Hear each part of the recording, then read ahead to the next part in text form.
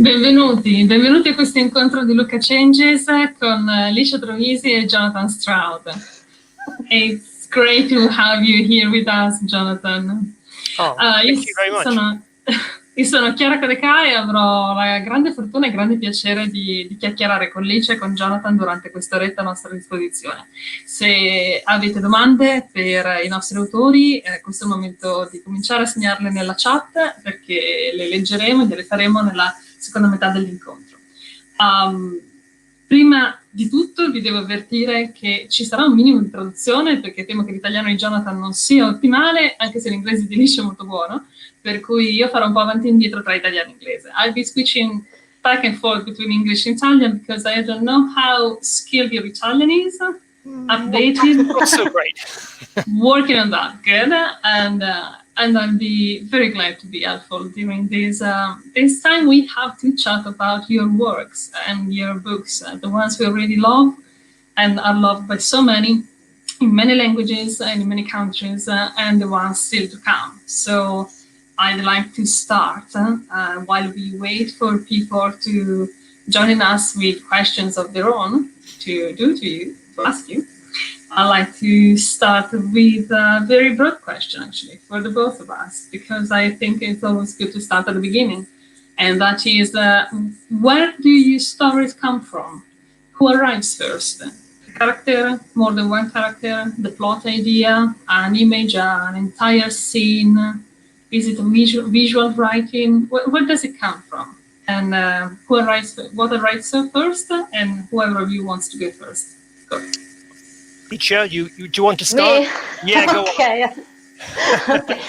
Well, it depends. Sometimes is a character in general is a character, but sometimes is a part of the world. For example, concerning my first books, the Emergent World Saga, the first idea was Niall character. In particular, Respect, okay, her blue hair, the long hair. And this was the start of everything. But for example, in Nashira Saga, the first idea was a place, a different world in which the air was few, and so it was difficult to have the air and the air. And the air was attracted by strange stones that have this capacity, and then people lived down on the shadow of big trees. Okay, this was the first idea at all about the Nashira world. People that cannot see the sky because lived under these big trees, because the air was only on the shadow of these big trees. And then there was also a menace coming from the sky that the people cannot see. And so, okay, it depends. But in general, I prefer to start from characters. The first ideas are about people doing things in strange worlds. Grazie. Let me jump in for the Italian and I'll get back to you, Jonathan. La prima domanda che ho fatto a entrambi è stata banale, se volete, ma alla fine si comincia sempre dall'inizio, cioè da dove arrivano le idee per i vostri libri. Se arriva prima una trama, uno straccio di trama, un accenno di trama, un'idea precisa, una scena completa, oppure un personaggio. E Licia ha iniziato a rispondere dicendo che tendenzialmente, e correggimi se sbaglio, se ho frainteso qualcosa, sì, è il personaggio che tende ad arrivare per primo. Perlomeno così è stato nel caso del mondo emerso. Con Niall lei ha proprio visto questa ragazza con i capelli blu, per cui da lì è partito il resto. Mentre non è stato lo stesso, per esempio, nel caso dei mondi di Nashira, perché in quel caso c'era un'idea più, mi verrebbe da dire astratta, ma allo stesso tempo precisa, come quella dell'ombra di questi enormi alberi, oltre ai quali la gente non può vedere, di un paese dall'aria particolare, non così facile da respirare, e da lì è partito il resto. Tendenzialmente però di una minaccia che arriva da lontano, non immediatamente percepibile. Tendenzialmente però vince il personaggio. Vediamo Jonathan. Yeah, so for me, I think it is similar to Licia. I will always start with a little scene usually between two characters, and I will write a little piece of dialogue with these two characters in some situation. So, for example, my Bartimeus books began with a a scene between a boy magician and a genie, and the boy brings the genie in, and they have this confrontation, and the energy of the book comes from this initial confrontation. And a little bit different, my Lockwood books began with me imagining a boy and a girl coming to a house in London and knocking on the door, and they've got swords. They're going to go in and fight a ghost. And I knew nothing about the story or who these guys were, but I just wrote this little scene between them, and I liked the energy that they had. And everything that comes out of that, the big fantasy series, starts with this little tiny acorn. So it's literally just a whole scene completed in itself, and you build from that, going backwards and forwards. Yeah, I think so, because you have, as a writer, you have to get excited by what you are doing, and you find something. Of course, there are many times where I will try writing something and it is no good, and it has no life. And so when I find something like this, a little tiny scene that does have that energy, has that life, I get excited, and I think, okay, no, I will stay with this, and I will see if I can build it into something bigger. Thank you. La stessa domanda voleva anche per Jonathan, che ha risposto in un modo diverso, perché ha detto che tendenzialmente quello che arriva prima non è tanto un personaggio o un momento un momento della storia, forse sì, in effetti, perché gli vengono in mente delle piccole scene quasi complete, degli incontri tra due personaggi spesso, dei dialoghi, dei momenti a due, che poi sviluppa. E ne ha accennato un paio, ha accennato in Bartimeus, quello da cui lui è partito è stata questa immagine che ha in mente di un demone evocato da un ragazzino mago e l'incontro-scontro tra i due. Mentre in Lockwood ha avuto questa idea in testa, un momento particolare della storia, un ragazzo e una ragazza con delle spade in mano bussano a una porta perché devono andare a combattere dei fantasmi. Ecco, e da lì è venuto fuori qualcosa di molto più grande. E come ha raccontato, e come adesso approfondirò un po' con entrambi, c'era un bellissimo spunto nella risposta di Jonathan, perché diceva: come scrittore ti devi emozionare per quello che scrivi. E vedevo che Licia annuiva. There was one thing at the end of what he said that is a nice hook for me to ask you other questions. Oh, good. Okay. And that's when you say that as a writer, you have to get engaged with the story. You have to feel emotions and feelings towards the story. And I kid you not, I'm not entirely sure people often think about that. I mean, that you don't know what you're writing in advance. Or at least I don't know if you know what you're writing in advance. I never stop thinking, well, I do now, but I mean, I do this for work. So up until a few years ago, I never stopped thinking about the fact that the writer himself or herself have to engage on an emotional level with what they're writing. How important is that for you? Licia, do you wish to okay. answer? No, yeah, I completely agree. For me too, it's the same. It's very important. I feel at a very deep level the story I'm telling, because I think if the writer is taking fun from writing this particular story, the reader too will appreciate it. It can feel this deep involvement of the writer in the story. So yes, sure. For me, it's the most important thing. It's quite like I hear a click in my mind, and I know the story is okay. It's the right story to write in this particular time of my life. But I really, really need to know where my story is going.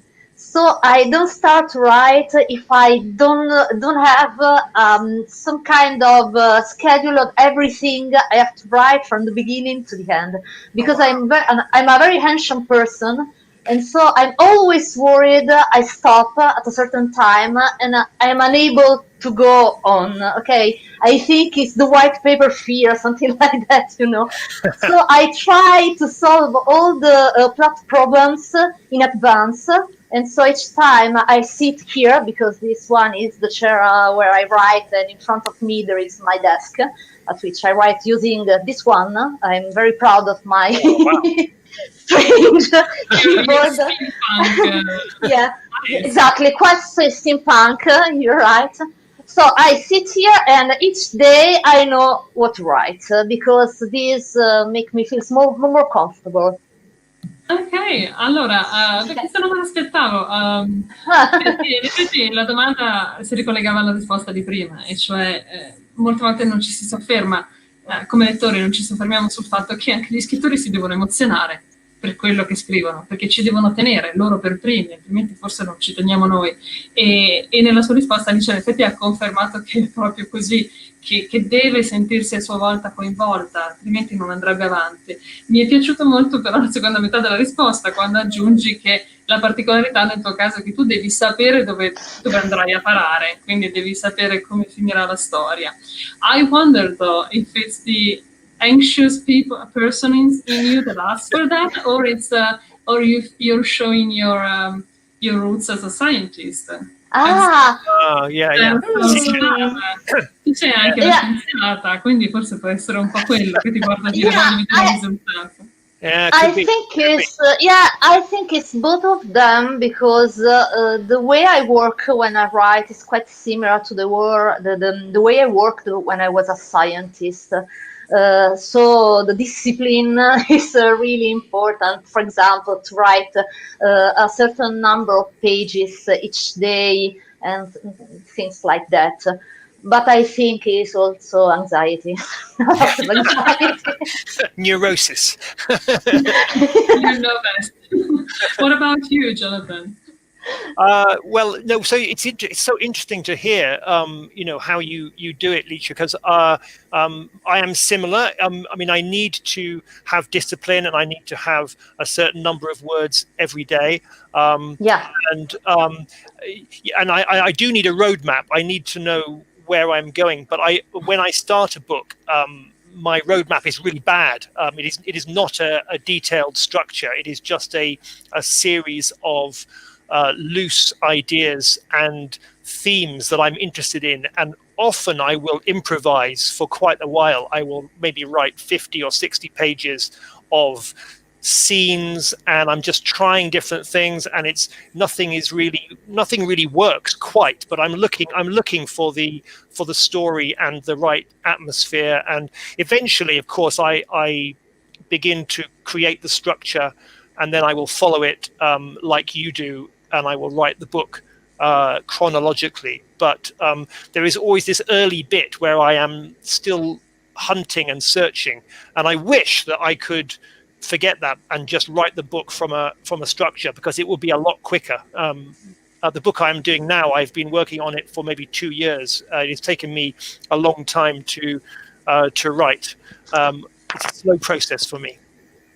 I'm amazed by this because I think it's amazing being able to write books like yours, starting like this and then finding the story.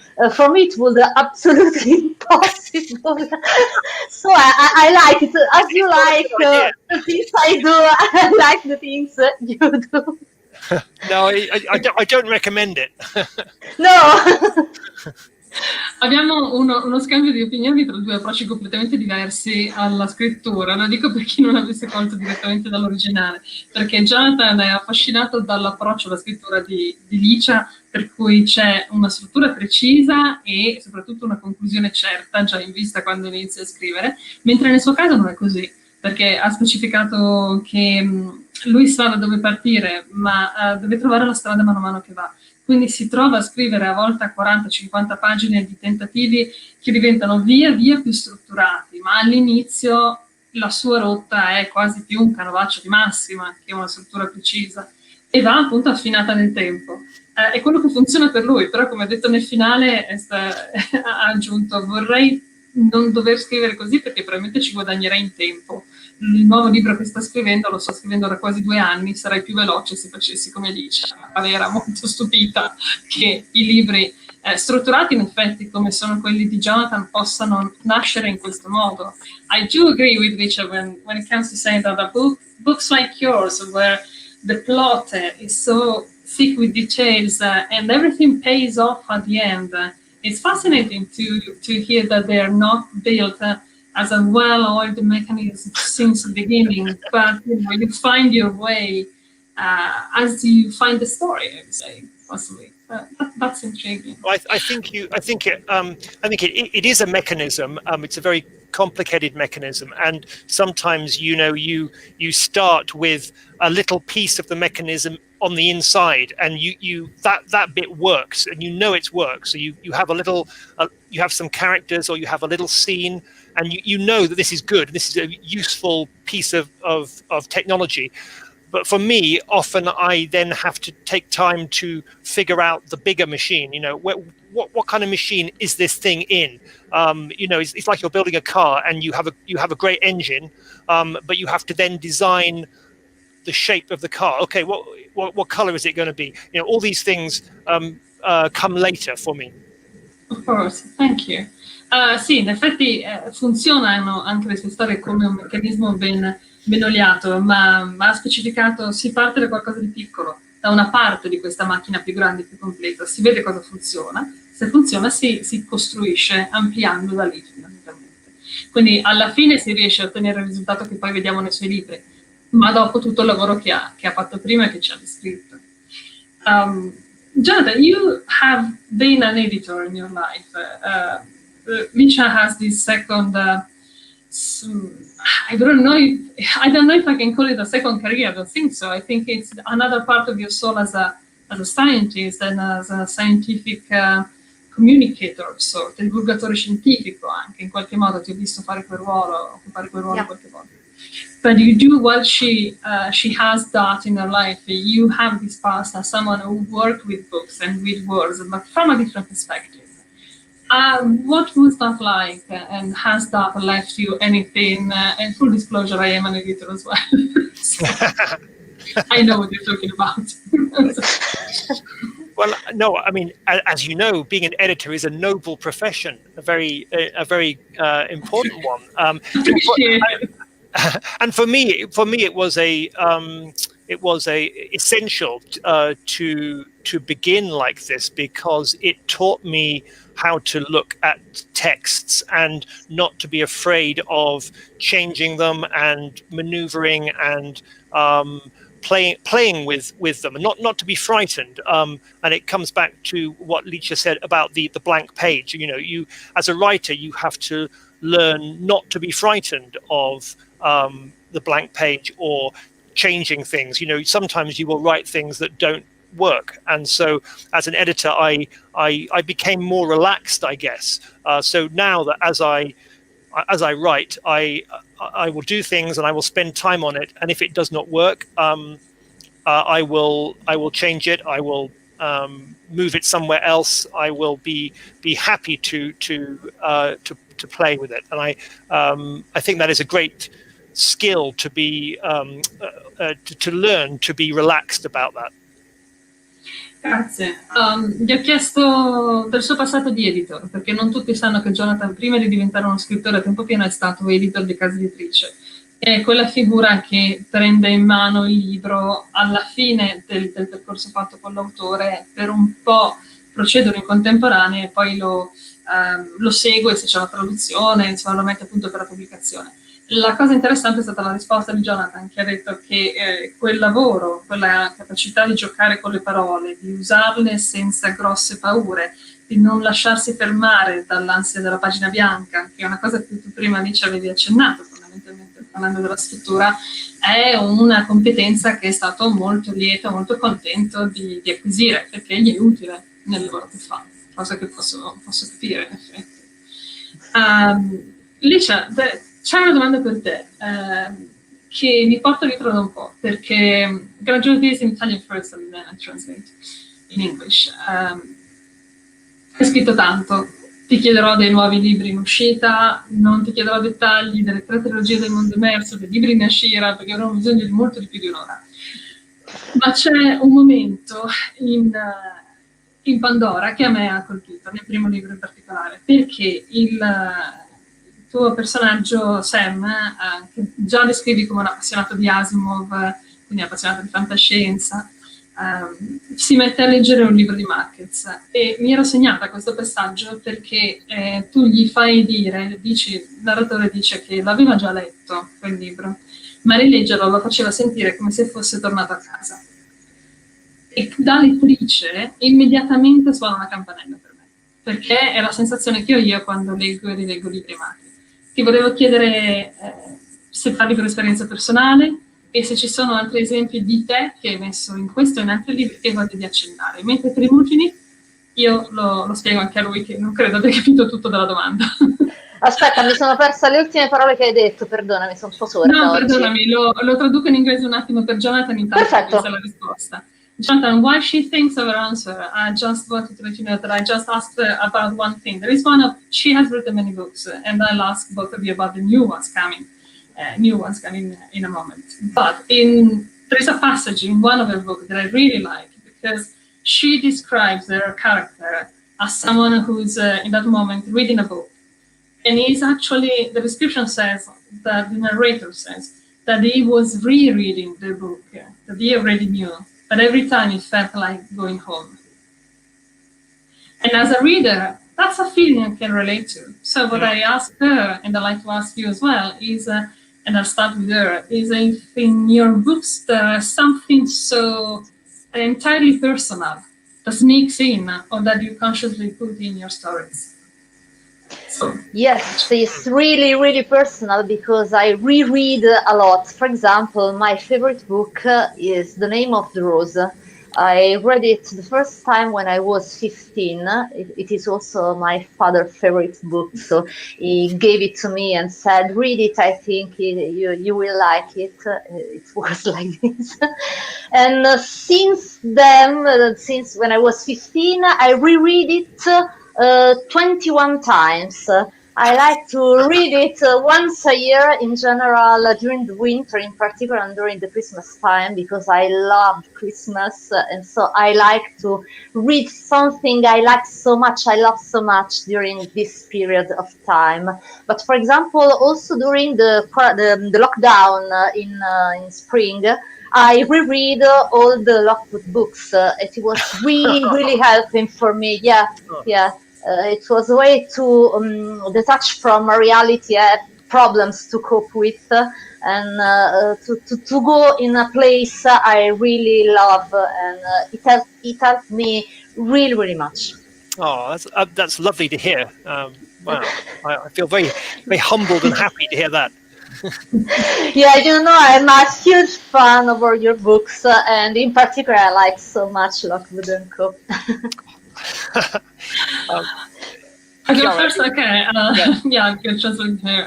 Beh, ha risposto che sì, la lettura è ancora, correggimi se perdo qualcosa, ma che la lettura e rileggere libri amati è un'abitudine così che fa parte della tua vita, al punto tale che nel caso del libro che preferisci, il più amato, tra tutti quelli che ami, Il nome della rosa, sei arrivato a rileggerlo 21 volte, quindi a un certo punto in inverno specificavi una volta l'anno, quando il clima è di un certo tipo, e evidentemente chiama la lettura del nome della rosa, ti sei sentita di farlo. E poi ha anche aggiunto una cosa che si ricollega a questo strano anno in cui viviamo, di cui poi vi chiederò cose, e cioè che durante la pandemia ha riletto tutti i libri della serie di Lockwood & Co. di Jonathan, che ha particolarmente apprezzato questo commento sul fatto che sono riusciti a distrarla dalla difficoltà del quotidiano, insomma, durante quei periodi strani, quei mesi strani.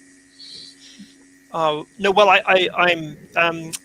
I understand exactly that same emotion, and I think this is the thing that we all aspire to as writers. You want to create something which is like a home, is like a house, a welcoming house, and people can come in and the doors shut, and when they are inside your house, they are your guest, and they are welcome, and they are made to feel comfortable. And it's interesting, I think, like Licia, I as a child, I read The Name of the Rose and thought it was fantastic. Also, detective stories are an interesting area, because I loved I think I read the Sherlock Holmes stories when I was about 10.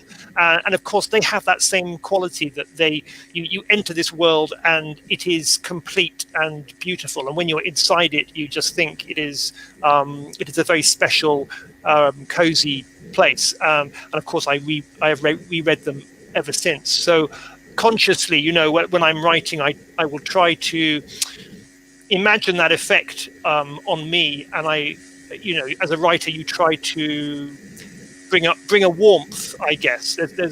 Okay, you may have terrible things happen in your books, murder and ghosts and death and all sorts of terrible things, but you want there to be a warmth in the book also, which the reader will sense. I think it's an important quality. Yes, absolutely. Jonathan ha risposto intanto ampliando sul fatto che in effetti sentirsi dire che i propri libri hanno questo impatto positivo su qualcuno, soprattutto durante un periodo di difficoltà, è la cosa a cui puoi aspirare come autore, no? È un grande traguardo, come autore è un grande sollievo ed è molto bello sentirselo dire. E poi ha aggiunto che in effetti anche per lui ci sono titoli di questo tipo. Ha parlato delle avventure di Sherlock Holmes, di Arthur Conan Doyle, e del fatto che sono letture familiari per lui, hanno quella particolare qualità per cui bellissime, compiute, micromondi completi in se stessi, no? In cui puoi immergerti e che lo aiutano a tirare fuori ho usato un bel termine che è warmth, quel calore che forse è quello che serve mettere in un libro quando lo scrivi.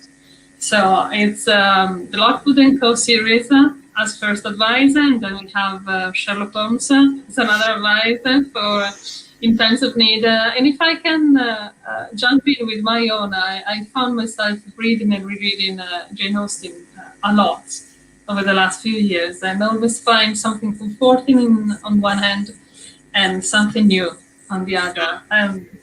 I don't know why, but it works for me. Se qualcuno è curioso di altre cose da rileggere, suggerisco Jane Austen, che almeno per me è stato un comfort food, insomma, da cui ho avuto tanto e che continua a darmi tanto. Jonathan, you have hinted at the new book you have been writing for the last couple of years. Is there anything more you can tell us about it? Yes, well, I have it here. It's almost finished. There's the manuscript. Yes, it is called the Outlaws, Scarlet and Brown. And can you show us how thick it is? Somewhat. You want to see it again? What do you? Yeah, and how thick it is? How thick? Yes. Oh, it's really thick. You can believe it. Look, there you go. Whoa, that's great. Look at that. Thank you. Yes. Yeah, it is. I guess it is about the same length as a Lockwood book or something. It is not too short. But it is a fantasy. It is a new series, and it is the original idea was to do a British Western.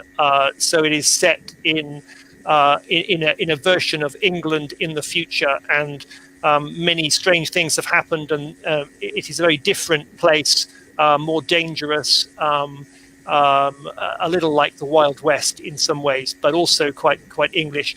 And we have monsters and cannibals and other terrible things. But we also have our heroes who are, Scarlett McCain, who is our heroine, and she is an outlaw, and she goes and robs the little towns that are dotted around the wilderness, and she is pretty tough and formidable, and she meets a young boy called Albert, who seems to begin with a little foolish and weak, and she gets very cross with him and annoyed, but he is maybe more interesting than she thought. So it is about their adventures.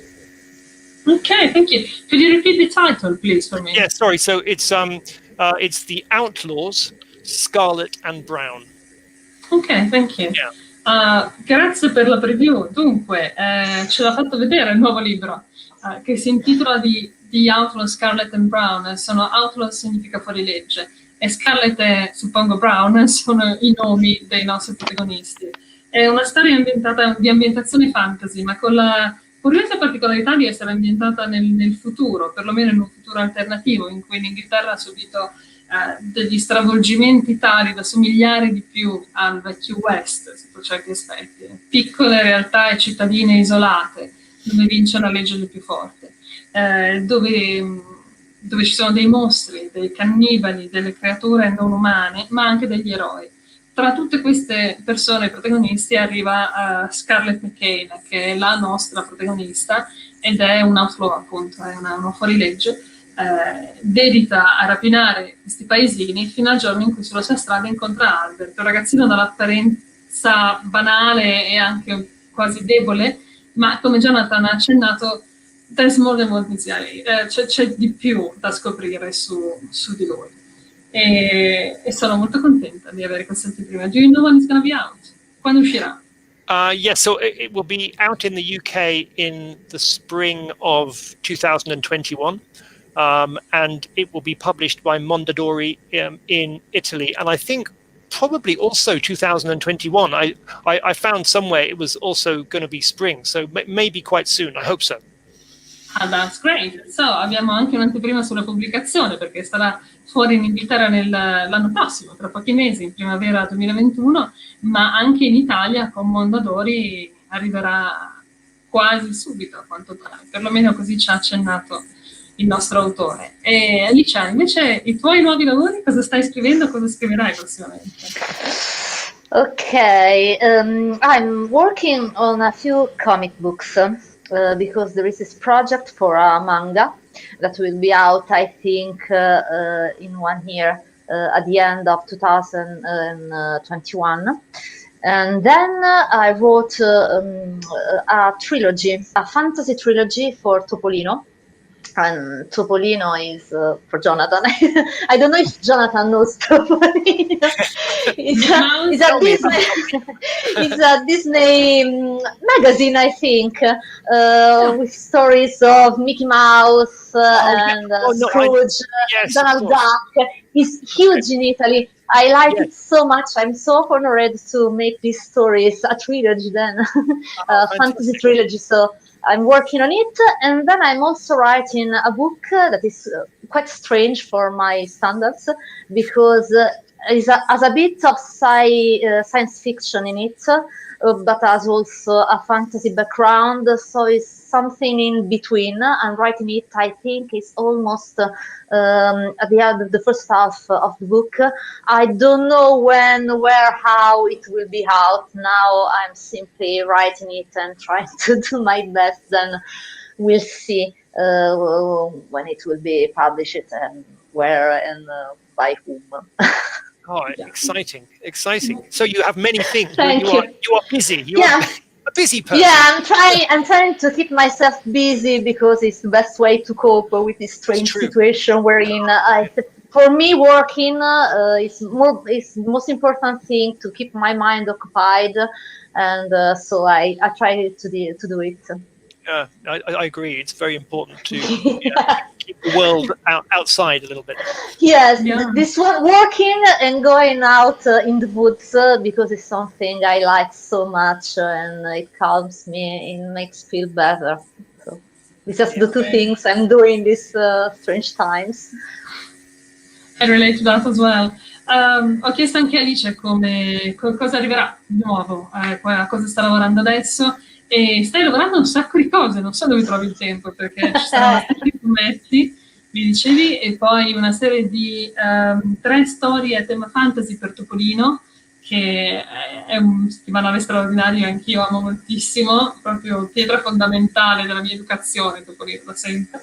E poi un libro un po' diverso dai soliti, dicevi, perché è fantascienza ma anche fantasy, una sorta di natura ibrida, e di cui non ci dici di più per ora perché sei circa a metà, quindi c'è ancora il resto del percorso da compiere. Va bene, ok, però in effetti anche Jonathan si è stupito della quantità di lavoro che riesce a mettere insieme e l'ha commentato, e giustamente ci ha ricordato che il lavoro almeno a lei è servito anche l'ha aiutata un po', tenersi impegnata durante questo strano periodo, strano anno, che insomma con un po' di fortuna si chiuderà, speriamo presto e bene, nel migliore modo possibile.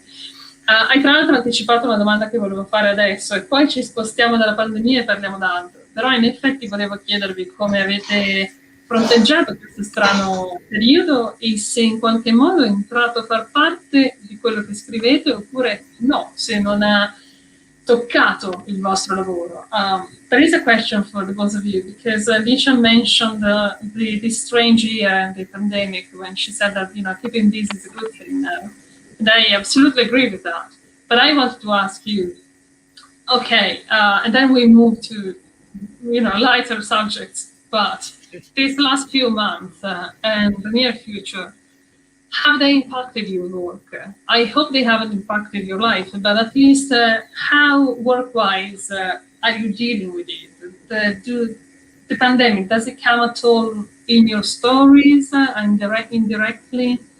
Or have you find it hard to work, or has work been a solace during this time? Because I can say for me that I won't be looking for another dystopian for quite a long time. That's not a joke. We live in it.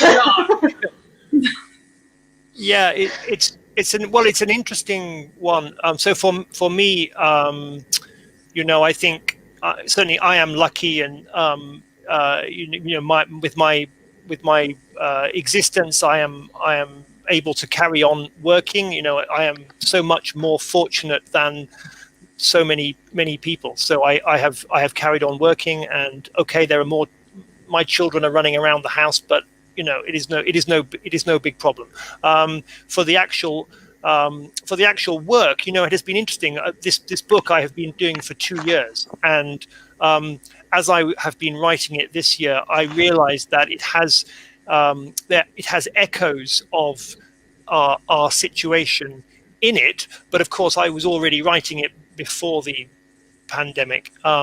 The connection is that in the world of Scarlett and Brown, it is a very chaotic and challenging world that they live in, and many people in the stories kind of hide away from it, and they shut their doors, and they do not want to engage with the world and its challenges and its changes. And my heroes, who are both, they're very different, but they have a positivity. They go out and they are not afraid to embrace the world and these changes. And I think, as I've been writing it, that has been important for me, that okay, the world has horrible things in it, but you have to face up to it and face up to the change, even if it is hard. So, I see echoes in my book. Jonathan ha risposto, perché ho chiesto se c'è che legame, che impatto ha avuto la pandemia negli ultimi mesi su di loro e sul loro lavoro, se ha reso più difficile lavorare, se in qualche modo ha cominciato a permeare le loro opere oppure no. E la risposta di Jonathan è che infatti vede degli eco in qualche modo, no? dei rimandi lontani in quello che sta scrivendo all'interno di questo nuovo libro, non in maniera diretta, ma nel fatto che il mondo al centro di Dietro Scarlett and Brown è un mondo difficile, è un mondo che ha subito molti cambiamenti, e molti dei protagonisti, dei personaggi che troviamo nel libro, cercano di fuggire questi cambiamenti, di non guardarli, di non lasciarsene coinvolgere e di non affrontarli fondamentalmente. Ma i suoi protagonisti, pur in maniera molto diversa, cercano di essere propositivi, quindi di osare, di mettersi alla prova. E quindi ha concluso dicendo: credo che sia importante avere questo tipo di atteggiamento nella vita, cercare di essere propositivi e non sfuggire quello che abbiamo davanti, anche se è difficile, anche se è una situazione di cambiamento. Quindi sì, ci ha visto dei rimandi alla lontana, ma decisamente innegabili. Licia? Okay, concerning me, I had problem working in the first in the first weeks of the lockdown. I had problem to concentrate, so I worked only on the Topolino stories because it was easier for me to work on a world I didn't have to invent. Okay, invented by other people. It was easier. Then I started to write about the pandemic. It was the turning point when I decided to overcome this problem and start writing again. It was with this brief story, a dystopic one about a dying world, something very tragic, I have to say, but it helped me to start again. And then I forget one thing I did in the last few months. I wrote a book about this new series I started last year. It's this one here, I casi impossibili di Zoe e Lu. These are books for children about two girls, Zoe and Lu, which stands for Lucrezia, that are investigator about paranormal stuff. And so I wrote a story of Zoe and Lu set during the lockdown, and it's a ghost story, and the lockdown is only the setting. Because for me it was interesting to write a detective story where the detectives cannot move, have to stay in the same place, it cannot even meet because they live in different houses, and during the lockdown in Italy it was impossible to meet friends, and so they have to work together without staying together, okay, in the same place. Brilliant. And this thank you. And this is the book that is is a quite an homage to Lockwood, because Lockwood is part of me, cool. and and so writing this book helped me to go on, and after the lockdown, and writing things unrelated to this strange period I lived here in Italy. Beh, come avevo anticipato prima, ho avuto qualche problema in più durante le prime settimane del lockdown, vero? Se non ho sentito male. Dove Sì. lavorare era un po' difficile, dove ti sei concentrata principalmente sulle storie di Topolino, vero? Esatto. Okay. A cui poi però si è aggiunto un momento di cambiamento, un turning point, un momento da cui è riuscita a dedicarsi in parte al libro che ci dicevi prima, che è abbastanza cupo e distopico, quindi vedremo insomma quanto fuoco ha dato alla tua vena creativa scrivere in questo momento, e in parte anche i casi impossibili di Zoe e Lu, di cui ci ha mostrato il cartonato alle sue spalle, una storia tra Quale di Zoe e Lu è ambientata proprio durante il lockdown, che è soltanto l'ambientazione, perché poi diventa una ghost story, è una storia di investigazione in cui la difficoltà, però l'ambientazione era importante perché in questo caso, essendo ambientato durante il lockdown, le nostre non avrebbero potuto incontrarsi di persona, perché non ci si poteva incontrare. Quindi gli dava una difficoltà da superare anche a livello di struttura e di risoluzione narrativa. Interessante questa cosa, grazie.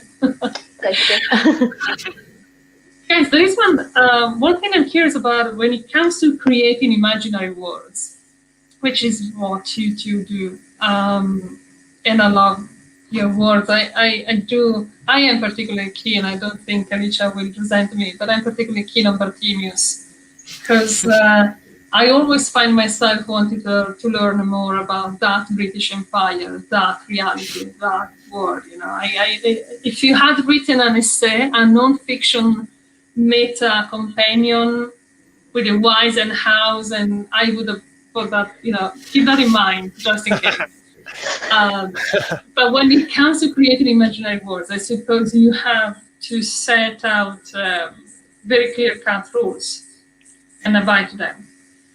So I'd like to ask you, if you do, have you ever broken your own rules? Oh, good question. Yeah, well, you try not to. I mean, it's a bad mistake to break rules. Well, yeah. For a very small but annoying one was with Bartimeus. The first book is always the most difficult to write because you are inventing the world and you have to figure out the rules. And I remember that in the first book of the Bartimeus series, there is mention of a computer. Just once, I mention a magician has a computer, and it's not an important detail. But later, when I understood my world better, I realized that this was ludicrous because everybody these guys use magic and genies to do what they want. So technology is not advanced in the way that it is in our world. And so I was really angry that I had made this foolish mistake. Maybe no one notices it. It's okay. it's very hard to avoid making tiny errors. This is why the new book Scarlet and Brown has taken me 2 years, because I am struggling to understand the world, and I have to change things, and I think now I understand it. So the second book will be quick, I hope. Thank you. Gli ho chiesto se hanno mai infranto le regole che si sono date nei loro libri, perché quando crei un mondo immaginario, un mondo narrativo, soprattutto se fantastico, ma anche se realistico, devi darti delle regole e cercare di seguirle per tenerlo coerente, perché abbia un senso. Se no, li hanno mai infrante? E la risposta di Jonathan è stata non volontariamente, però in effetti piccolo if they didn't know before, they do know now about the computer, and I can see your readers going looking for that. C'è un momento nel primo libro di Bartimeus in cui lui menziona una volta sola un computer. E come diceva nella sua risposta, non ha senso, perché quando ho capito meglio il mio mondo, ho capito che non potevano esserci dei computer nell'universo narrativo di Nathaniel e di Bartimeus, che avrebbero utilizzato la magia avendone la possibilità, quindi perché? Però può capitare di avere queste piccole sviste a cui porre rimedio se hai l'occasione. Licia? Sometimes I've changed some rules. I decided at the beginning of the story, because going on with the plot, I understood that didn't work so well. They made some strange things to the story, so I changed them. But in general, I stick to the rule absolutely, because if you broke them, the writer can feel strange, because the word has to be consistent. So to follow the rules you stated at the beginning of the work is absolutely important. I had problem with my first books, for example, with the first saga of the emerged world, because it was the first time I wrote a book, and I wanted so much to start writing. I spent really few time building the world. So there was some holes in the world, in particularly in the use of magic. I didn't decided firm rules about the use of magic, and I had to invent it when I was writing. It is something absolutely terrible, because in general it's difficult to follow the rules, because I continually forget the rules, and I broke them, and then I say, oh my god, they cannot do this because magic doesn't work that way, the portals doesn't work that way, I have to change. If you create the rules when you're writing, it's even worse, because oh my god, I cannot go on because I don't know if Nihal can do this or cannot. Oh my, I have to invent a rule. So now I take a lot more time to build the world in every aspect, so I don't have to add rules when I'm writing, because I hate it. I can feel that hate at the end. Beh, non mi stupirà sapere che Licia cerca di non infrangere le regole che si dà, ma che può capitare durante la stesura del romanzo. Come ci ha raccontato adesso in inglese, il problema è che non sempre, soprattutto all'inizio con la prima trilogia del mondo immerso, perché erano i primi libri che scriveva, non sempre si dà, in quel caso si è data il tempo di costruire un sistema di regole coerente prima di iniziare a scrivere. Il risultato, ci sono dei buchi dopo, ovviamente, a cui mettere delle pezze, a cui cercare di rispondere, no? E problemi da ovviare fondamentalmente, soprattutto quando all'interno di una saga fantasy questi piccoli buchi narrativi riguardano l'uso della magia.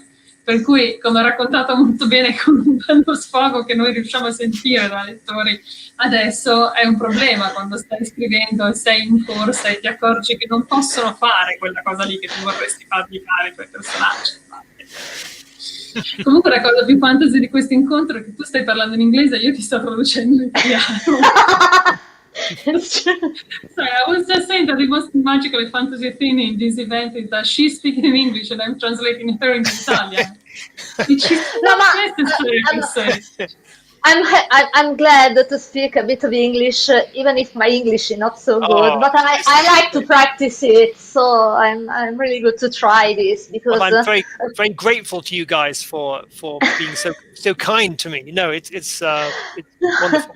No, it's really a pleasure because I have to go out my comfort zone, and speaking in a different language for me is going far from my comfort zone.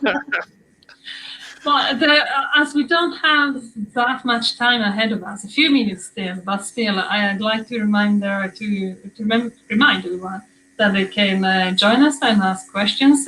Allora, faccio anche in italiano, se qualcuno di coloro che sono all'ascolto ha voglia di fare delle domande a Jonathan e a Licia, abbiamo ancora pochi minuti, ma qualcuno ce l'abbiamo, quindi sentitevi liberi di commentare, di fare domande. E io sto tenendo traccia dei commenti e sono molto contenta di vedere l'entusiasmo che riguarda i libri di entrambi e un commento molto bello prima che adesso riferirò anche in inglese a Jonathan riguardava il fatto di invidiare l'esperienza della prima lettura a qualcuno che non ha ancora letto Bartimeus o Lockwood e che lo leggerà per la prima volta. E da lettori di qualunque cosa è un sentimento che penso possiamo condividere, no? L'esperienza della prima lettura è magica. Jonathan was just saying that those who want can ask questions, but also that in the chat there is a nice crowd and a nice back and forth between people suggesting titles, either saying that they love your books or that they are eager to read them for the first time. Fantastic. And there was one comment in particular who I really that really resonates with me and with Licia as well. I think that is I envy you the experience of the first time reading, because that doesn't come back. You know, the discovery of a good story. It's a great experience. Yeah, it's what we're all looking for, and you look for it as a writer and as a reader, always. Yeah.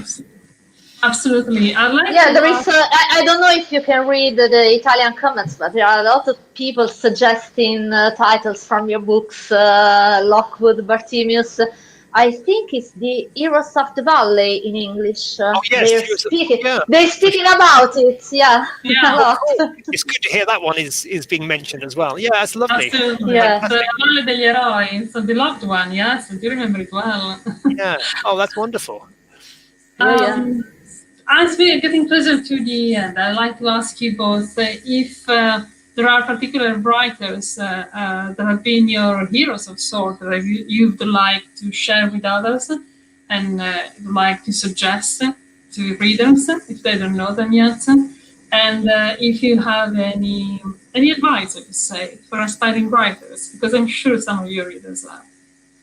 Oh, Licia, do you wish to? Okay, start? Concerning writers I have to exclude the present. You know, I like a lot. It's my favorite fantasy writer, Jonathan Stroud. So. Then I like a lot of Italian writers. For example, I'm a huge fan of Andrea Camilleri, and in particular Montalbano, the detective story of him. I like Melania Mazzucco also. I don't have a single writer I like the most above all. I like single books, for example. And concerning the suggestion for aspiring writers, the first thing, it may sound a bit banale, but I don't know exactly the word in English, but you have to read a lot and read a lot of different things. If you want to write fantasy, you don't have to read only fantasy books, but all kind of books. Because otherwise you are auto-referential. You write all the same things, you know, and there is a lot of things to learn from all the books. So for me, it's important to write different books for a different genre. And also, you have to concentrate on the pleasure to write the story you are telling. There are a lot of people that thinks to the publication and write to publish. You have to write because you need to write and you like to write this particular story. So you have to concentrate on the pleasure and the need to write the story you're telling. And for me, it was the most important thing for me when I wrote my first book. Yeah. Grazie Licia. Gli ho chiesto entrambi se hanno degli autori di cui vorrebbero così consigliare la lettura, che amano molto, e sono dei consigli per aspiranti scrittori, perché magari tra di voi che ci seguite c'è qualcuno che vorrebbe provare, che già scrive forse, no? Ma vorrebbe provare a farlo di più e meglio e anche professionalmente. E il consiglio di Licia è stato, ha nominato un paio di autori, Melanie Manzucco, ha nominato Camilleri, peraltro l'ho tradotto anche in inglese, non so con che risultati, però è anche in lingua inglese. Camilleri is actually translated into English, the writer that she mentioned earlier on, so if you want to try it out, Jonathan, is, I don't know how, but it is translated. Yeah, because in Italian it's a strange, it's a strange Italian. It's a Sicilian Italian mix.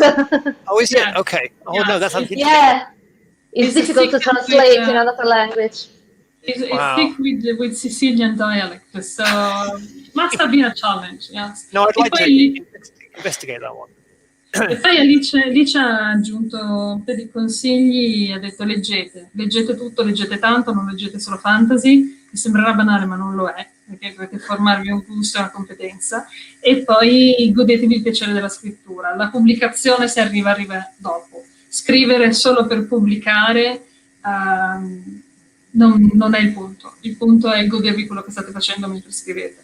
Quindi grazie per questo consiglio. Jonathan, what about you? What can you tell us? I think Licia is she's very wise. She's a sage. You know, I find myself agreeing with all her tips for writing. I mean, I think that is so true. That you have to write for pleasure. I think that's the fundamental thing. You write for your own pleasure, and if you get it right, then you will pass that pleasure on to other people.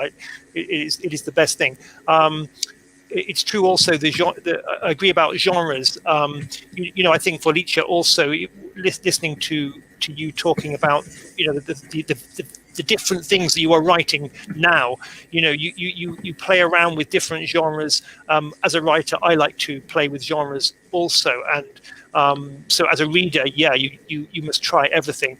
I always loved fantasy writing, the great people like Ursula Le Guin, Jack Vance was very influential for me. But actually now I read everything. At the moment I'm reading, for example, George Orwell, who political writer, but he is talking about politics and literature and truth and whether it is possible to be a writer in a time where democracy is under attack. And it is very, it's an important thing to read about. So he is on my mind at the moment. I bet at the moment. Sorry. Jonathan ha ricordato il valore della risposta di Licia, perché l'ha chiamata una persona saggia, sage nel senso di è quello che ha detto, io traduco. Sì, no, so. Una persona che ha dato le risposte a cui lui non può fare altro che accodarsi, dicendo di concordare davvero, di condividere quello che hai condiviso con noi prima. Ha aggiunto anche che in questo momento sta leggendo George Orwell, che parla di politica, che parla di democrazia, che parla di cosa significa essere o provare ad essere uno scrittore in tempi in cui la democrazia è minacciata. Sì, forse cose di un certo tipo di peso, ma sono quelle che in questo momento gli parlano e lo interessano. Prima di chiudere abbiamo 2 domande al volo che mi fa piacere fare molto velocemente. La prima è per entrambi ed è questa. Tra tutti i libri che avete scritto, qual è quello che vi ha emozionato di più scrivere? We do have time for a couple of very quick questions and quick answers, if I can ask you. And one is for both of you, and asks, of all your books, which one was most, gave you more emotions and feelings while you were writing it? If there is one. Oh, okay. Okay, so for me, I think the book that has carried the most emotion was the 3rd Bartimeus book, which is called Ptolemy's Gate in English, and it was the original. It was the finish of the Bartimeus trilogy, and it brings the story of his relationship with the boy Nathaniel and the young girl Kitty to an end. And I was very like Licia, I was very anxious about making sure that I got this story right, that my structure was correct, and I was particularly concerned about the ending. But when I got to the end and I did it, I had this great feeling of emotional release. I felt, this is the best ending I could do, and I am still very proud of it. Yeah, it was absolutely really emotional for us too, for us as readers. It was perfect. Yes. I agree. Really perfect. I get into trouble for it. Sometimes I get people who are very cross with me. But oh yeah, I know. No, I think it was absolutely the best ending. And you don't know until you get there. It's heartbreaking, but perfect. I don't think I have forgiven you for that. It's fine, you're right, it's the perfect one. Jonathan ha risposto dicendo che il libro che forse non ha emozionato di più è il terzo della trilogia, non contiamo il prequel in questo momento, di Bartimeus, che è quello che porta a compimento la storia di Nathaniel e di Kitty. E è un finale che, come ha fatto notare adesso chiacchierando un attimo con Licia, voleva essere certo di azzeccare, non poteva permettersi di sbagliare, ma quando è arrivata a scrivere nella forma ha sentito questo gran senso di sollievo, proprio di release, nel rendersi conto che quello era il finale giusto. E quindi, anche se non tutti lo apprezzano e io non l'ho ancora perdonato, e qualcuno a volte è profondamente negativo nei suoi confronti, dice giustamente, ha detto abbiamo pianto moltissimo, però è il finale perfetto. E tu, Licia? Probably for me was my first book because everything was new, and it was I wrote it when I was really young because I was 21, but for many years I tried to write a book. I had a lot of ideas coming in my mind, but I haven't the story to make all these ideas together in something that could be read. And so it was everything new, and it was really, really emotional. All the first 3 books of the Emergent World. Then there are single parts of any book that is really emotional. For me, for example, this one behind my back, and others in various parts of my books. But the first book is forever, I think. Yeah. When you discover your voice, it's a powerful thing. Yeah, exactly. Yeah, it's something amazing that changed your life. Yeah. For me, it was a huge change.